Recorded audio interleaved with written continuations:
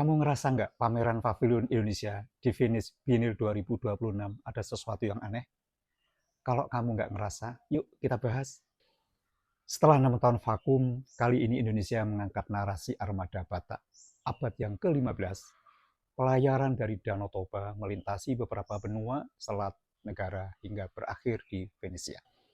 Coba kamu cek, melalui narasi kuratorialnya cenderung lebih ke historical fiction, spekulatif histori, arsip imajiner, atau mitologi artistik. Bahkan melalui penjelasan resminya muncul istilah seperti Imagine Manuscript, arsiparis imajiner, manuskrip misterius. Semua itu dibangun melalui konstruksi narasi artistik. Artinya, ini karya seni bukan rekonstruksi sejarah secara akademik. Secara historis, memang Nusantara memiliki tradisi maritim besar. Namun klaim spesifik mengenai pelayaran Batak abad ke-15 itu dengan segala narasi puitiknya rasanya lebih kuat sebagai mitologi, imajinasi geopolitik, dan spekulatif histori. Dan pilihan abad yang ke-15 tampaknya bukan kebetulan. Selain memberi aura epik, juga misterius melalui narasi samudera, manuskrip tua, kosmologi, navigasi bintang, kerajaan, dan mitos perjalanan. Dan yang menjadi catatan besar saya adalah periode abad ke-15 ini menyisakan banyak ruang kosong sejarah. Data pembanding tidak cukup banyak, celah imajinasi dan spekulatif sangat terbuka.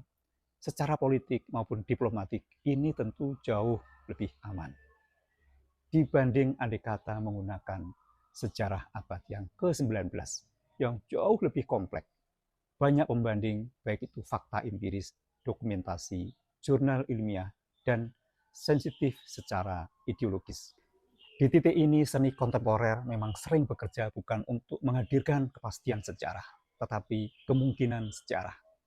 Masalahnya, batas antara karya seni, narasi budaya, dan pseudo-histori hari ini semakin tipis. Kalau publik awam tak hati-hati, akan sulit membedakan mana metafora artistik dan mana klaim sejarah literal. Oleh karena itu, cara membacanya lebih tepat sebagai kemungkinan sejarah, bukan sebagai sejarah ilmiah. Dan inilah anehnya yang menjadi paradok. Di panggung seni global, sejarah yang spekulatif dapat diterima sebagai kemungkinan artistik, bahkan seolah-olah sebagai kebenaran.